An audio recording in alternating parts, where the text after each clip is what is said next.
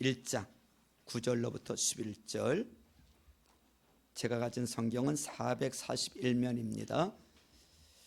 야고보서 1장 9절로부터 11절. 찾으신 분은 기립하셔서 우리 합독하시겠습니다. 오늘 하나님께서 우리에게 주시는 말씀입니다. 하나님의 음성으로 같이 받겠습니다. 시작. 비천한 신도는 자기가 높아지게 된 것을 자랑하십시오. 부자는 자기가 낮아지게 된 것을 자랑하십시오. 부자는 풀의 꽃과 같이 사라질 것이기 때문입니다. 해가 떠서 뜨거운 열을 뿜으면 풀은 마르고 꽃은 떨어져서 그 아름다운 모습은 사라집니다. 이와 같이 부자도 자기 일에 골몰하는 동안에 시들어 버립니다. 아멘. 서로 앉으시면서 하늘 복 많이 받으세요.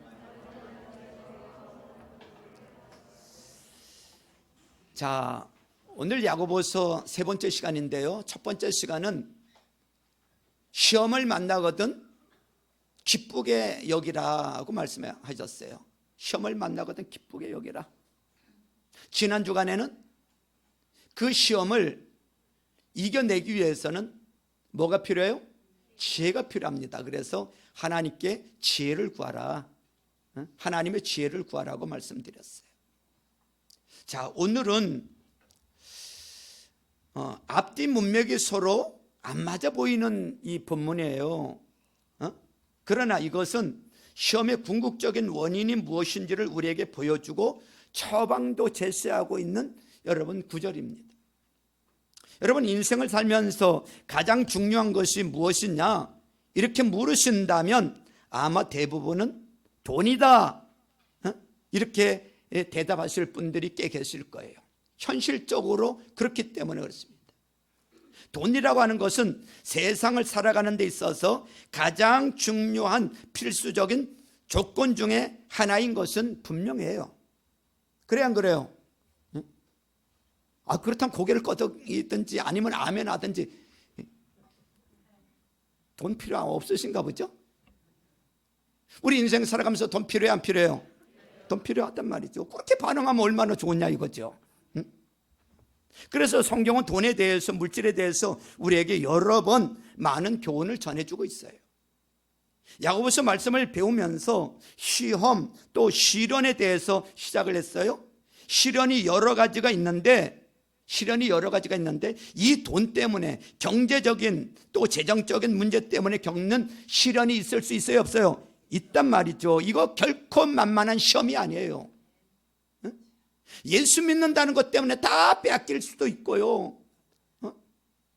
여러분, 지난주에 지혜를 구하라. 그 지혜도 이 경제적인 고통을 어떻게 이겨낼 것인가, 그것을 감당할 수 있는 하늘의 지혜를 달라, 그렇게 이해해도 틀린 말이 사실 아니에요.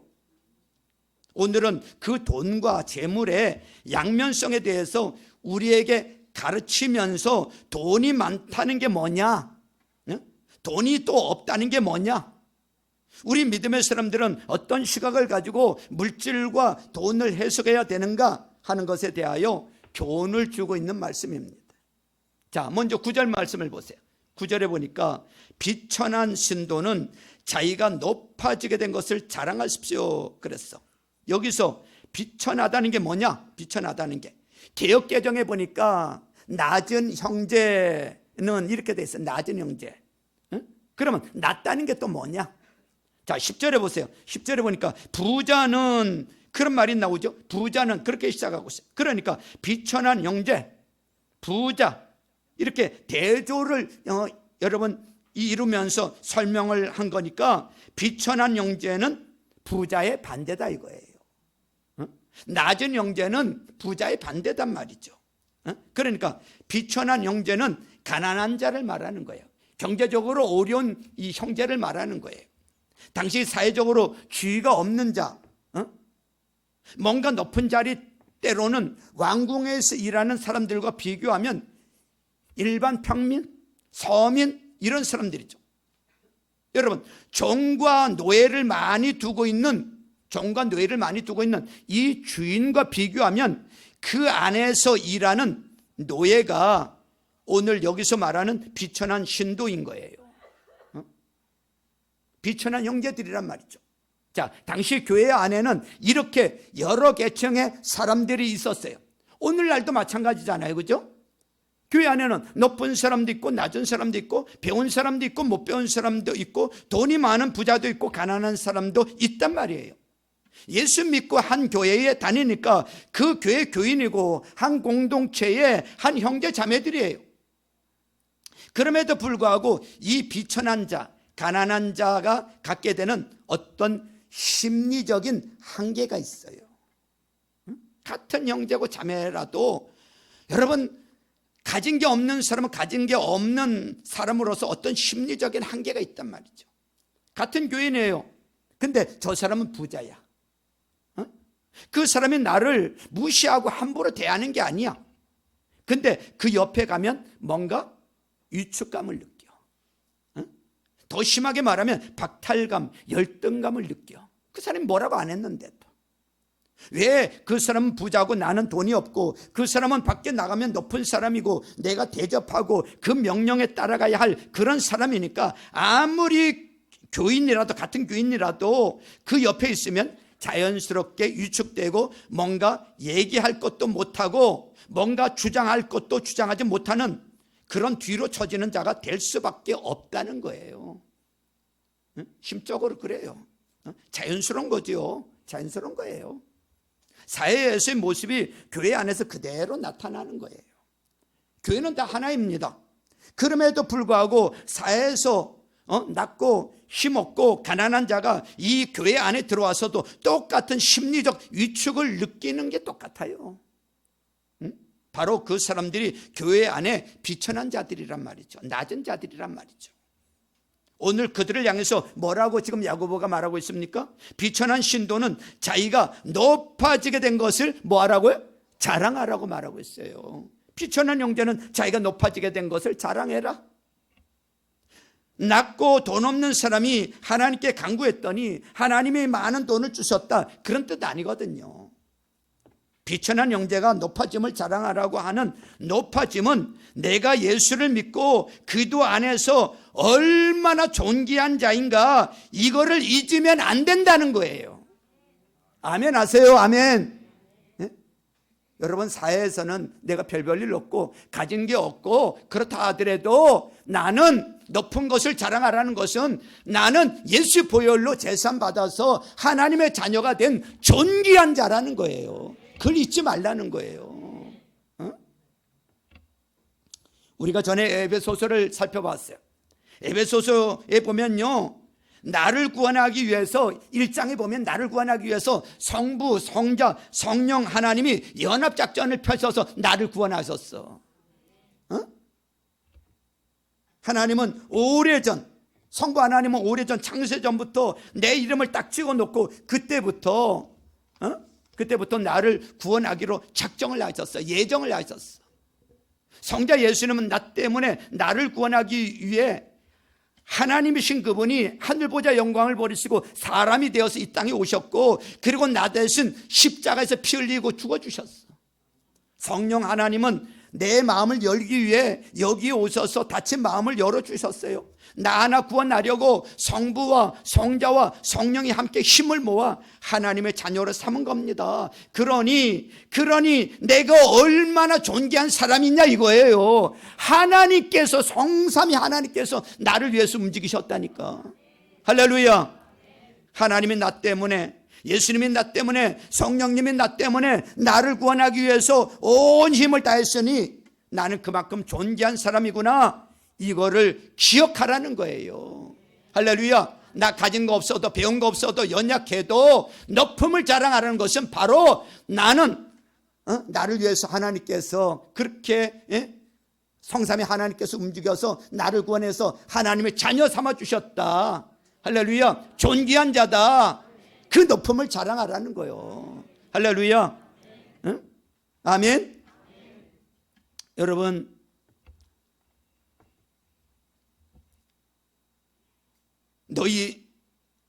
여러분 이것을 기억하라는 거예요. 더 나아가 너희는 예수님과 함께 살아나고 일으킴을 받았고 예수님과 함께 하늘에 안침바 되었다. 예수님이 부활한 것처럼 나도 부활이라고 하는 영원한 하나님의 생명을 가졌고 천국, 예수님이 천국에 올라간 것처럼 나도 똑같은 천국 시민권, 하나님 나라 입장권 티켓을 받은 자와 같다. 그러니 얼마나 존귀한 자냐 이거예요. 빌립보서 3장 20절에 보면요, 이렇게 말씀하고 있어요. 그러나 우리의 시민권은 하늘에 있습니다 라고 말씀하고 있어요. 우리의 시민권이 어디 있다고요? 하늘에 있다는 거예요. 하늘나라 시민이라는 거예요. 물론 이 땅에 지금 육신을 지니고 이 땅에 발딛고 살아가고 있지만 우리의, 여러분, 이 땅은 잠시 잠깐 사는 나그네야. 우리의 시민권은 하늘에 있어요. 그런 당당함과 자부심이 있어야 한다는 거예요. 여러분, 초호와 유람선이 있다고 봅시다. 초호와 유람선을 탔어. 그 초호와 유람선을 타고 그 안에 고급 식당에서, 레스토랑에서 정말 이 엄청 맛있는 스테이크를 여러분 이렇게 썰어서 먹는다고 봅시다. 그런데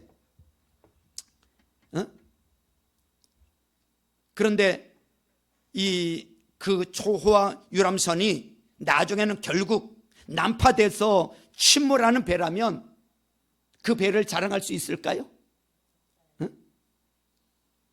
조그만 배라도 흔들리는 배라도 그 안에서 된장찌개를 먹든 김치찌개를 먹더라도 그 배가 침몰되지 않고 안전하게 한국까지 도착하는 배라면 누구나 안전한 배를 탈 것입니다. 그래 안 그래요? 배가 작다고, 음식이 시시하다고, 내가 유람선 탔으면 참 좋았을걸, 저 고급 식당에서 식사하면 좋았을걸, 그럴 사람은요 단 한 명도 없어요. 초호화 배라도요 침몰하면 끝이잖아요. 그래 배 탈 사람 없다고요. 별 볼 일 없는 것 같고 가진 것 없는 것 같지만 나는 하늘나라 향해 가는 사람이고 하나님이 나를 부른 하나님의 거룩한 자녀야. 그래서 이 땅에 내 여건 조건에 관계없이 나는 천국 가는 하나님의 백성, 하나님의 자녀다. 이것이 비천한 자, 낮은 자, 가난한 자 잊어서는 안 될 자기의 높아짐인 줄 믿으시길 주님의 이름으로 축원합니다. 여러분, 세상에 이런 높음과 낮음의 어떤 갈등과 그리고 아픔과 더 나가서 상처가 있어요. 여러분, 목사의 세계도요 그게 없을 것 같아요. 있어요. 목사의 세계도. 지난 주간에 총회에서 여러분 영성대회가 있어서 참석하고 왔습니다. 노예를 가보고 총회에 참석해 보면 여러분 서로 잘 이렇게 잘 어울리시는 분들도 있지만 잘 못 어울리시는 분들이 계세요. 그리고 노예 이렇게 모임이 있으면 잘 안 오시는 분들이 있어. 여러분, 교회 안에는 크고 작은 교회들이 있어요. 교회 안에 크고 작은 교회들이 있다고요. 그런데 잘 못 어울리시는 이 목사님들을 보면 10명, 20명 모이는 삼각교회에서 목회하고 계시는 분들이 대부분 그런 성향을 보이시더라고요. 왜 노예를 안 나오고 왜 잘 못 어울리는가 하면 노예 안에 200명, 500명, 1000명의 큰 교회 목사님들이 계시는데 그분들이 뭐라고 한 게 아니에요. 절대로. 그분들은 다 같은 목사로 따뜻하게 대해줘요. 그런데 상대적으로 이분들 마음속에 큰 교회 목사님 옆에 서면 뭔가 꿀리는 게 있는 거예요. 위축감이 되는 거예요. 위축이 되는 거예요. 자신이 별일 없는 것처럼 여겨져요. 그래서 만나고 싶지 않은 거예요. 가고 싶지 않은 거예요. 왜 자기가 보잘것없는 낮은 자라고 하는 게 자꾸 느껴지니까 마음이 편치 않기 때문에 안 오는 거예요. 어울리지 않는 거예요. 누가 뭐라고 한 적 없어요. 저는 우리 사랑의 동산교회가 지금 100여 명 주일날 모이지만 사실 어떤 큰 교회도 부럽지 않는 우리 교회로서의 감사, 자부심, 만족함이 있다고 생각을 합니다. 앞으로 가정교회로 잘 세워져서 영원하여 제자 만드는 교회가 되어서 여러 교회와 여러 성도님들을 섬기는 자부심, 자랑하고 싶은 교회가 돼야 될 줄로 믿습니다. 할렐루야. 여러분, 숫자가 얼마가 되었든 간에 상관없어요. 그런 자부심들이 있어야지요. 2,000명, 3,000명 목회하는 교회 목사님들이 사실은 교회가 커서 많은 교인들을 이끌고 있지만 사실 교인들 일일이 만날 수 없어요. 그냥 주일날 설교하고요. 그리고 대외적인 여러 가지 활동을 할 뿐, 그러다 보니까 무대에는 서지만 교인들과의 어떠한 교류가 이루어지기는 사실 어렵습니다. 300명이 넘어가면 여러분 자기 교인들 사실 다 모릅니다. 그 큰 교회 목사님들 가운데도 보면 어떤 이 암흑의 어떤 목사님이 대형교회를 이루고 은퇴하시면서 뭐라고 했는가 하면 너무 큰 교회 했다고. 기껏 해놓고 은퇴한 때 너무 큰 교회 했다고. 300명이 딱 좋았었는데 이런 분이 계셔. 여러분, 우리 교회가 앞으로 열심히 전도해서 우리 교회도 더 큰 교회가 돼야 될 줄로 믿습니다. 여러분, 300명의 성도가 되도록 열심히 우리 전도해야 될 줄로 믿습니다. 그러나 우리 교회는 목사나 목자나 목녀 또 목장 식구들이 숫자와 상관없이 가장 만족할 수 있는, 가장 행복한 신앙생활을 하는, 하나님이 그러한 교회를 원하신다는 것을 깨닫고 큰 교회하고 비교를 하고, 목사도 자기보다 더 크게 목회하는 목사와 자기를 비교하고 자꾸 비교하다 보면 내가 얼마나 초라하고 보잘것없는 자인가 하는 그런 잘못된 부끄러운 생각이 들어와요. 그래서 나는 별 일 없고 저런 목사님 저런 교회도 있는데, 그러면서 자기를 하찮게 생각하는 분들이 있어요. 그럴 필요 없단 말이죠. 할렐루야. 여러분, 예수님의 제자들 보세요. 12제자를 보세요. 그 중에 예수님께서 가실 때마다 꼭 데리고 다녔던 3명의 제자가 있어요. 누구죠? 베드로, 야고보, 요한입니다. 이 사람들의 직업이 뭐예요? 어부예요. 어부가 무슨 명문대 나왔겠어요? 어부가 무슨 집안에 재력이 있었겠어요? 배운 것 없고 집안도 빵빵하지 않을 거예요. 그러니까 막노동하는 여러분 어부였단 말이죠. 하지만 이들은요 전혀 그것 때문에 위축되거나 기죽지 않았어요. 가진 것 없는 것 때문에, 못 배운 것 때문에 기죽고 위축되지 않았다고.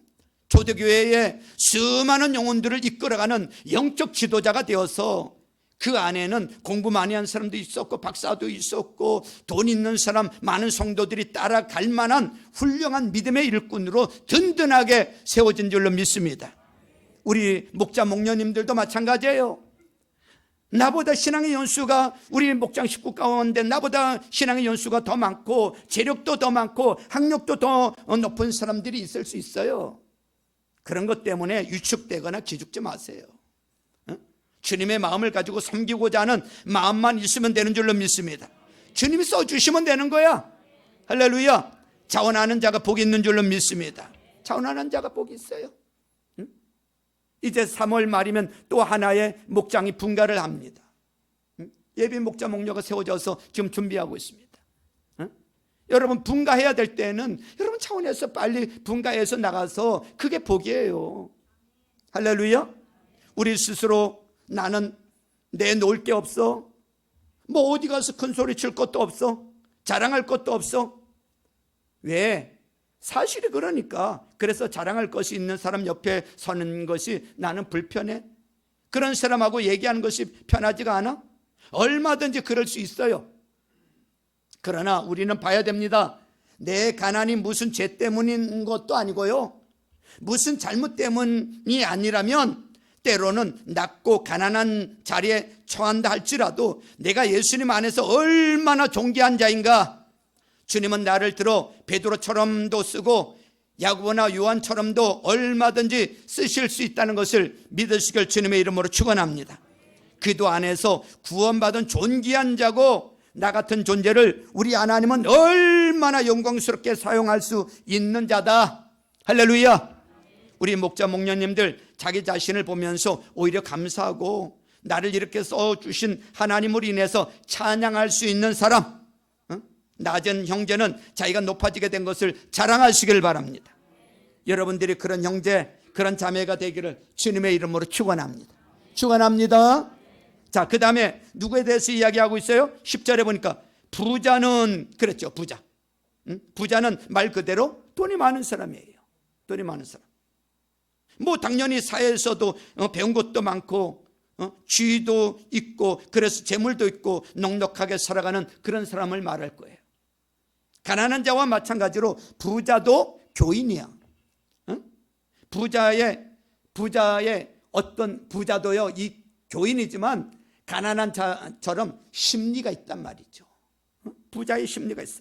같은 교인인데 가난한 사람 옆에 있으면 자기도 모르게 뭔가 어떤 우월감, 당당함, 떳떳함 이런 게 느껴집니다.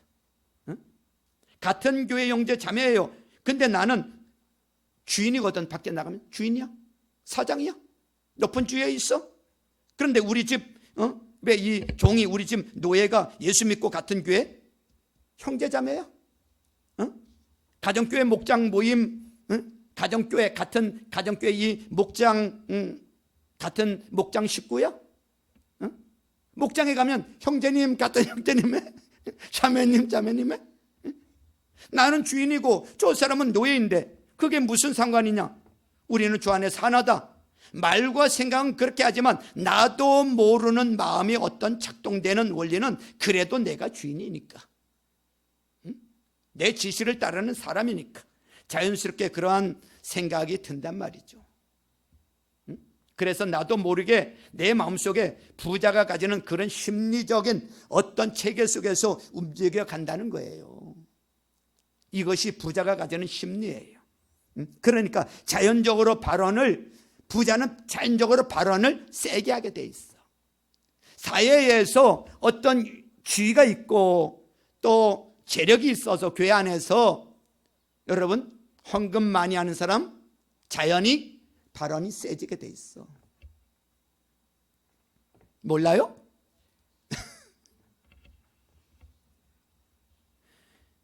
여러분, 교회를 이끌어가는 역할에 주저앉아 먹고 얼마든지 그런 일을 할 수도 있는 거예요.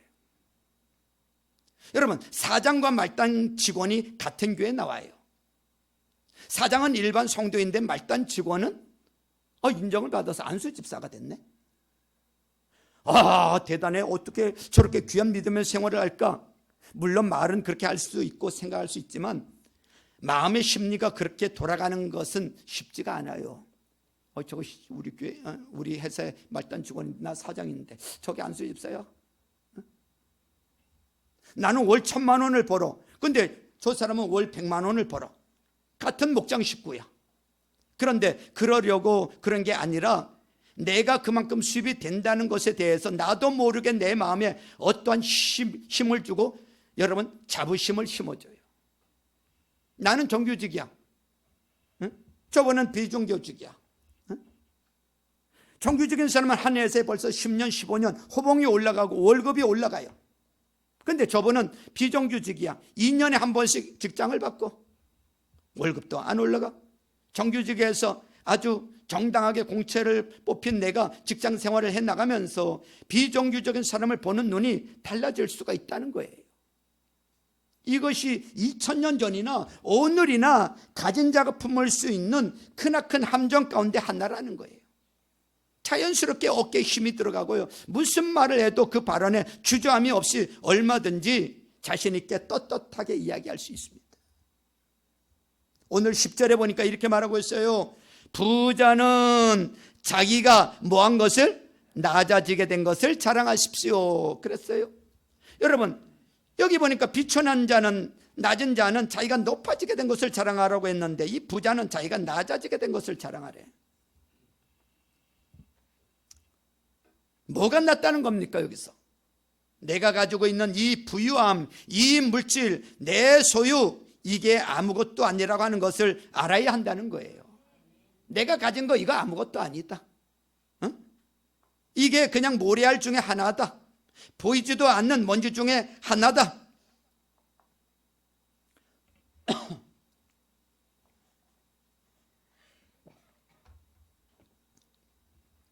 예수를 믿는다면 그가 돈이 있고 부유하다 할지라도 이것이 하나님 앞에서 아무것도 아니라는 사실을 발견하고 깨달아야 된다는 거예요.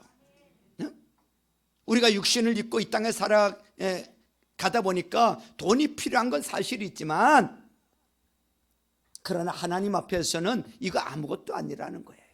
아무것도 아니다.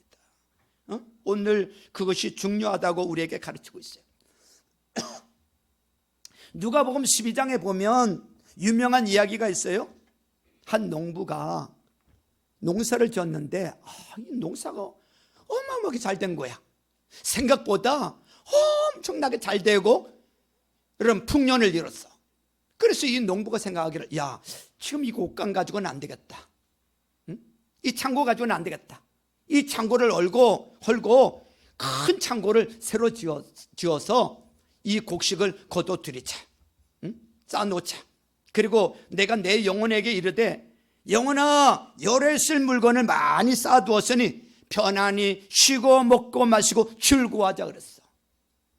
돈을 벌어가지고 은행 창고에 가득 채워놓고, 이제 걱정 없어. 이제 먹고 마시고 즐기자 그랬단 말이죠. 내 것, 내 창고, 내 영혼, 나를 위해 이 사람의 의식 속에는 이 부유함이 다 내 거야. 다 내 거. 내가 주인이야. 내 창고 지어서 내 영혼 위에 쌓아놓는 거예요.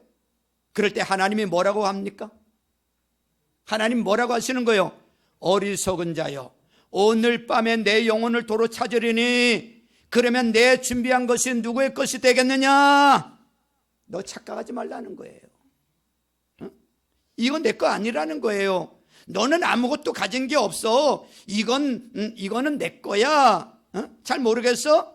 그러면 내가 오늘 밤에 내 생명 찾아갈 때에 내가 가진 것이 아무것도 아니다는 것을 너는 알게 될 것이다. 자기를 위하여 재물을 쌓아놓고 하나님께 대하여 부유하지 못한 자가 이와 같으니라 그랬어요. 돈 벌기 위해서 정말 무진장 애를 씁니다. 피땀을 흘립니다. 아끼고 해서 여러분 돈을 법니다. 우리 열심히 살아야 돼요. 그런데 여러분 그거 쌓아놓고 이제 안심이다. 이제 안심이다.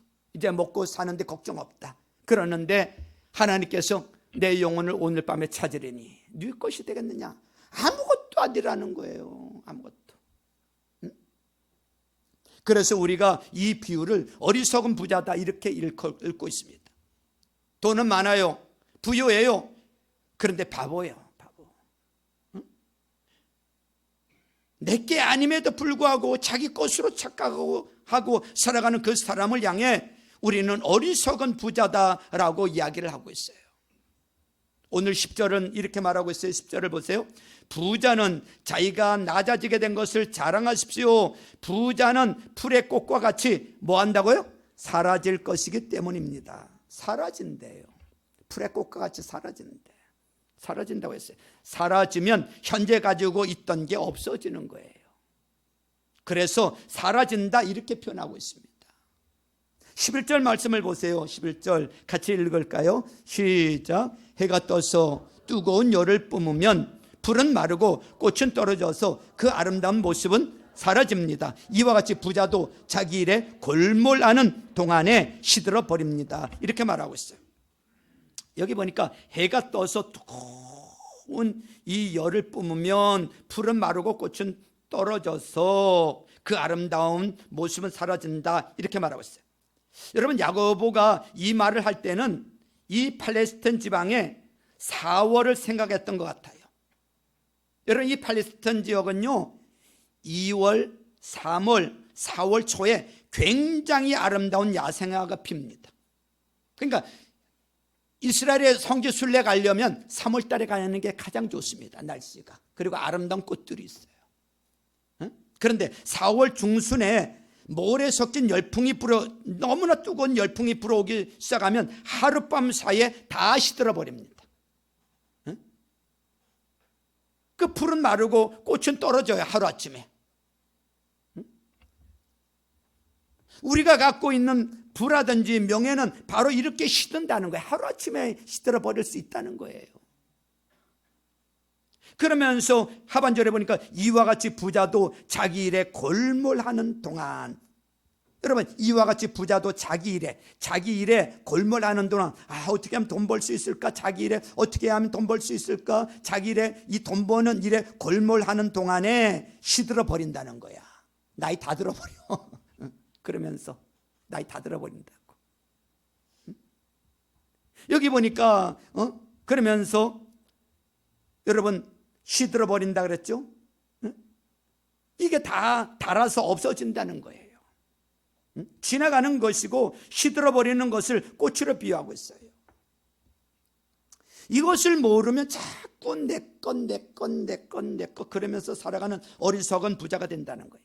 가만히 있으면 자연스럽게 그렇게 돼요. 왜?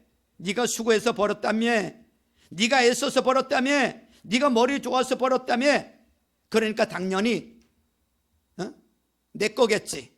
그래서 자꾸 내 것 그런 착각 속에 이건 내 돈이야, 이건 내 집이야, 이건 내 차야, 이건 내 회사야 그러면서 살아갈 수 있다. 그 사람이야말로 내 것이라고 주장하는 모든 것이 사실은 아무것도 아니라는 거예요. 아무것도 아니다. 그리고 가져갔다가 얼마든지, 여러분 우리 하나님은요 주시기도 하고 가져가시기도 하시는 분이야. 욥을 보세요. 주셨다가 가져가셔. 그러다가 또 뭐 하세요? 또 주시기도 하셔.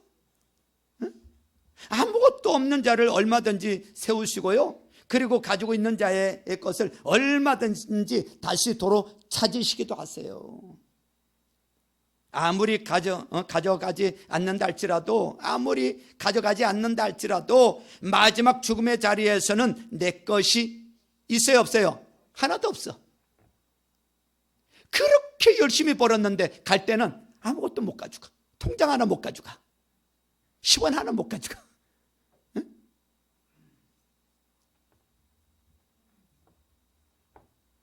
여러분 이것을 실감하고 절감하고 세상을 떠나게 되는 거예요.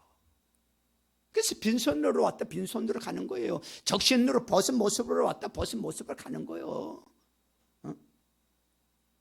우리 것은 하나도 없기 때문에 그런 거예요. 그러니까 가진 자는, 이 부자는 낮아진 것을 자랑하라는 거야. 결국은 아무것도 없다는 거, 결국 하나님밖에 없다는 걸 자랑하라는 이야기예요. 할렐루야. 근데 사람은 뭔가 가지고 있으면 그걸 자랑하고 싶어. 자랑하고 싶어. 자랑하고. 그래 안 그래요? 자랑하고 싶어. 아들 자랑하고 싶고 딸 자랑하고 싶고 뭐 자랑하고 싶어. 여러분 결국은 여러분 우리의 자랑할 것은요, 낮은 자나 높은 자나 결국은 여러분 나를 구원해 주신 자랑거리는 하나님밖에 없어. 할렐루야. 역대상 29장 14절에 보면 다윗이 성전을 짓기 위해서 하나님이 성전 건축을 허락하지 않아요, 다윗에게는. 그러나 필요한 모든 재료는 준비하도록 허락했어요. 그래서 성전에 필요한 모든 재료를 준비하고 다윗이 하나님께 모든 걸 바칩니다. 그리고 누가 성전을 건축해요? 솔로몬이 건축하잖아요. 이 다윗이요 자기 사제를 다 털어서 하나님 앞에 드리는데 어마어마한 자기 재산을 하나님께 드립니다. 어마어마한 재산, 계산이 안 될 정도로요 하나님 앞에 드립니다. 일반 서민들은 흉내도 못 내요. 서민이 뭐예요? 요즘으로 말하면 국무총리, 장관 이런 사람도 다윗 왕이 드린 그 재물의 규모하고는 비교할 수가 없어. 100분의 1도 안 될걸요? 그렇게 다윗은 엄청나게 가지고 있는 전부를 드릴 만큼 모든 걸 하나님 앞에 드려. 예전에 어느 장로님이, 돈 많은 장로님이었는데 믿음 있는 장로님이었어요. 어느 교회. 그래서 교회 건축할 때 성도들이 건축원금 작정을 하면 성도들이 작정한 만큼 그만큼 이분도 작정을 해서 드리는 장로님이었어. 성도들이 총 작정한 금액이 10억이라면 이분 혼자서 10억을 작정하는 거야. 믿음이 있으신 거죠. 그렇게 해서 드린 장로님이 계셨는데 믿음이 없으면 그렇게 못하죠. 다윗이 그런 감사를 가지고 하나님께 드렸다는 거예요. 솔직히 폼 좀 나잖아요. 솔직히 그렇게 드리면서 하나님 제가 다 털어서 드립니다. 하나님 제가 다 드립니다. 얼마든지 이럴 수 있잖아요. 그런데 모든 거 들으면서 다윗이 뭐라고 기도했는 줄 아십니까? 뭐라고 기도했는가 하면 역대상 29장 14절에 이렇게 기도를 했어요. 제가 무엇이며 저의 백성이 무엇이기에 우리가 이렇듯이 기쁜 마음으로 바칠 힘을 주셨습니까? 모든 것을 주님께서 주셨으므로 우리가 주님의 손에서 받은 것을 주님께 바쳤을 뿐입니다 라고 고백을 하고 있어. 할렐루야. 하나님, 이거 다 주님께 받은 겁니다. 내 거 아니에요. 주님이 주셨던 겁니다. 들을 힘을 주셔서 감사합니다. 들을 마음을 주셔서 감사합니다. 기쁘게 들을 수 있는 마음 주셔서 감사하다고 기도하고 있어. 들을 수 있는 마음을 주셔서, 기쁨으로 들을 수 있는 마음 주셔서 감사하다고.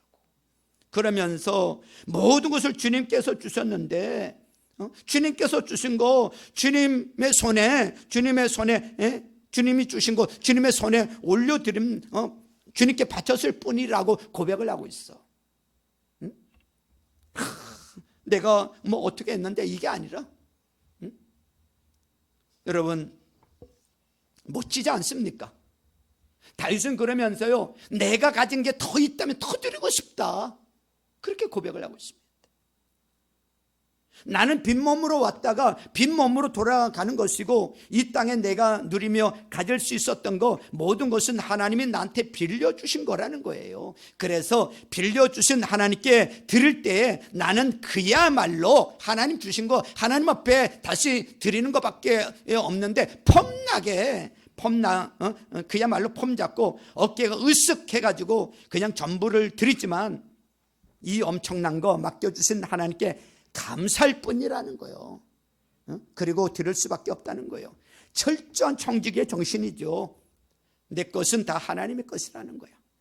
그런데 그 당시 교회 안에, 초대교회 안에 이렇게 가진 자가 자기도 모르게 우월감을 가지고, 또 갖지 못한 자가 자기도 모르게 열등감 그리고 위축감을 가짐으로 말미암아 교회 안에서 하나라고 하는 공동체가 이루어지지 않았다는 거예요.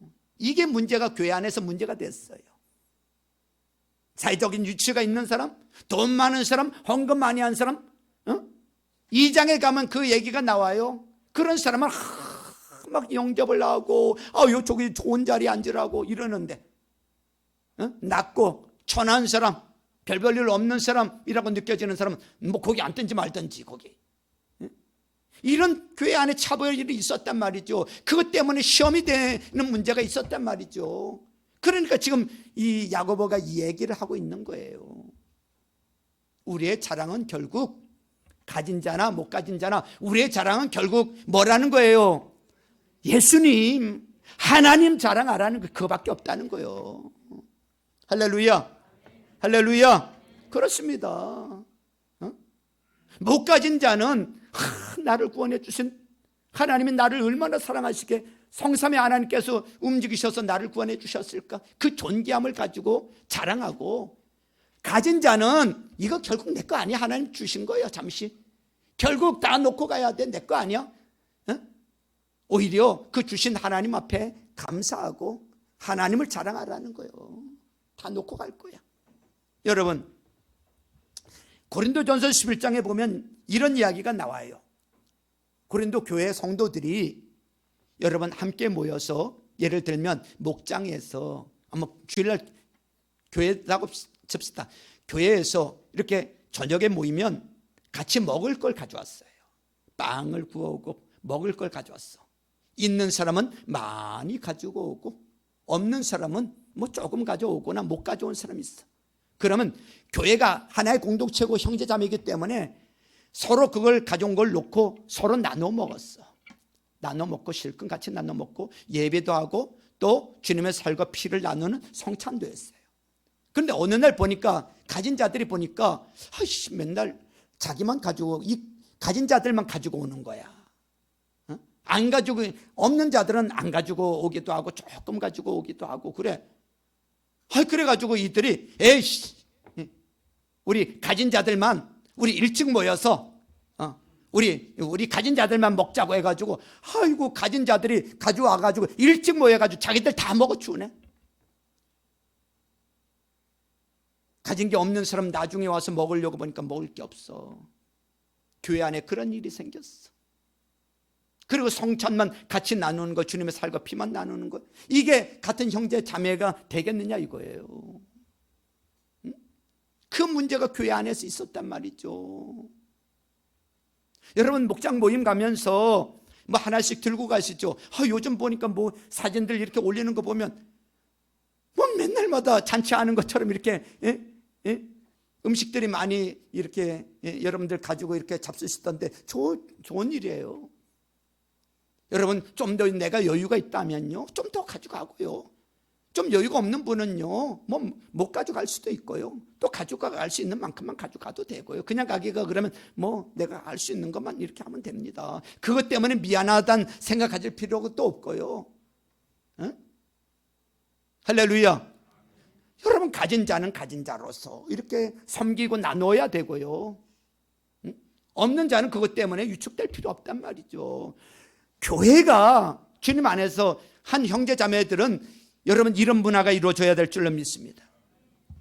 이 간증을 하고 오늘 말씀을 마치고자 하는데, 전라북도 여러분 김제에 가면 금산교회라고 있습니다. 금산교회. 선교사님이 세운 그 교회는 전북의 문화재로 등록이 돼 있어요. 선교사님이 그 교회를 전도를 해서, 선교사님 전도를 해서 그 교회를 세우고, 그 교회 안에 전도를 한 사람이 누구였는가 하면 부자 조독상이라는 사람을 전도해서, 이 사람이 부자인 이 사람이 예수 믿고 교회의 형제가 되었어요. 그런가 하면 그 집에서 이 조독상이 시골에서 올라와 갈 길 없는 한 청년을 불쌍히 여겨 마부로 삼았는데, 그 조독상 집에서 이 종생활 하던 이작이라는 이 젊은 사람도 교회에 등록을 해서 예수님 믿고 형제가 되었어요. 그런데 이제 같이 신앙생활을 하는데 이제 어느 정도 지나서 장로 투표를 했어요. 사람들은 당연히 부자인 조독상이가 될 것이다 이렇게 생각했어. 동네 사람들도 관심이 있는 거야. 장로 투표한다면서 뭐 그 당시에 시골도 뭐 다 소문이 났죠. 이제 조독상이 다 될 줄 알았어.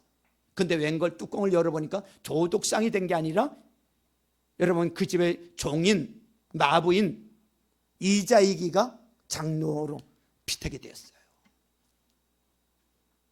여러분 조독상은 어떨까요? 시험 될 일 아닙니까? 시험 될 일이죠. 응? 아마 대부분 그 정도 되면요, 에이씨 교회 이제 안 나가.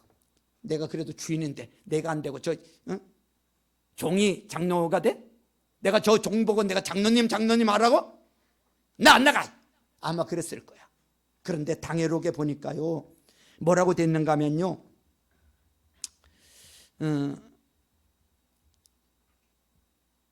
이 조독상 장로가 이 조독상이가요, 당회록에 보면 이렇게 돼 있어요. 이 모든 것은 하나님이 결정하신 겁니다.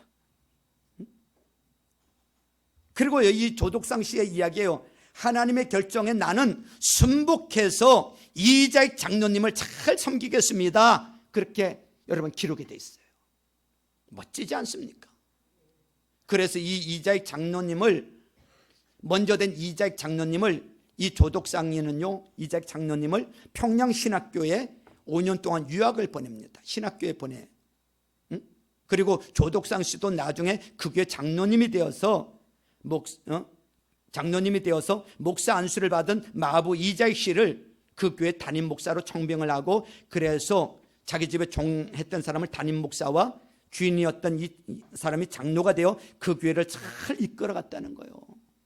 이게 한국 교회사의 정말 위대한 이야기입니다. 여러분 나중에 가진 거 없는 이자익이라는 담임 목사는 하나님이 귀하게 쓰셔서요, 총회장을 3번이나 했어요. 나는 가진 거 없어, 배운 거 없어, 마부였는데 그러지 않았어요. 하나님이 그 사람을 귀하게 쓰셨어요. 여러분 조독상 장로님 얼마나 아름다워요. 저는 조독상 장로가 더 훌륭하다고 생각합니다. 응? 그것 때문에 마음 상하고 기분 나쁘고 이러지 않고 이건 내 거 아니에요. 이건 내 거 아닌데 하나님 건데, 그래서 하나님이 결정한 그 이장 목사님을 잘 세워서 받들어줘서 조독상 장로님이야말로 더 멋진 사람으로 우리 가운데 남게 되었단 말이죠. 이게 교회가 서야 될 바른 자리인 줄로 믿습니다. 우리 교회 안에도 우리 교회 안에 보면 부자도 없고 어쩌면 가난한 자도 없을 수도 있어요. 그냥 다 비슷비슷한 게 살아가는 사람들이야. 그러나 굳이 따지자면 조금 넉넉한 사람이 있고 조금 모자란 사람도 있어요. 모자란 사람이 재정적으로 넉넉하지 못한 사람이 돈이 많은 사람 옆에서 조금도 기죽을 일 없고요. 우리는 기도 안에서 한 형제 자매일 뿐인 줄로 믿습니다.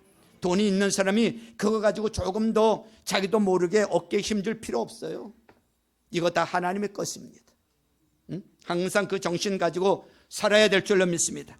이 두 개 중에 어느 자리에 나를 세워놓을 수가 있는 거예요. 언제든지 이 둘 중에 나를 세워놓을 수 있어. 혹 생각하기를 부자도 될 수 있고요, 가난한 자도 될 수도 있어. 하나님, 이왕이면 나 부자 만들어 주세요. 그럴 수 있어. 그래요. 하나님이 부자 만들 수 있어. 그 대상에, 그 대신에 부자는 책임이 더 많다는 걸 아셔야 돼요. 부자는 책임이 그만큼 더 따라요. 많이 받은 자에게 내가 많이 달라 할 것이라 그랬어요. 5달란트 받은 자와 2달란트 받은 자가 있어요. 5달란트를 받았으면 하나님께서 5개를 찾으시는 거야. 근데 2개만 남겼어. 불의한 종이야. 많이 받았으면 많이 하나님이 찾으시고 그만큼 일을 해야 돼. 부담이 된다는 걸 아셔야 돼.